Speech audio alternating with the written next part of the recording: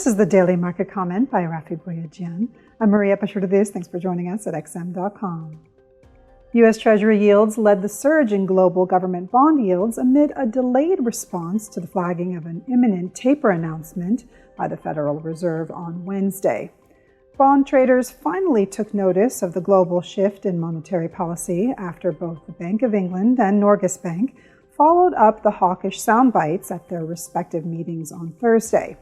The Norges Bank became the first major Western central bank to hike rates since the pandemic started, while the Bank of England signaled the possibility of a rate increase in Q1 2022.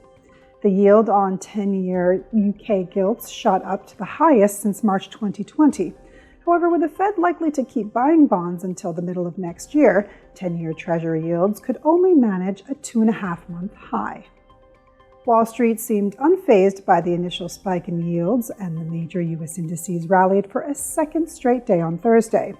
Fed Chair Powell's bullish take on the U.S. economy, combined with the repeated message by central banks that the supply constraints and consequent surge in inflation will be temporary, helped to revive optimism about the global growth outlook. However, E-mini futures were in the red on Friday, with Nasdaq futures slipping the most. The jump in long-term borrowing costs is likely weighing on tech stocks as yields extended their gains today. However, ongoing uncertainty surrounding Evergrande's liquidity problems is casting a shadow over the broader markets amid fears of a possible global contagion from the crisis. Most Asian stock markets closed lower today, and European shares fell back as well. Evergrande's lack of transparency around its financial health, as well as about any potential state bailout by Chinese authorities, is making investors nervous.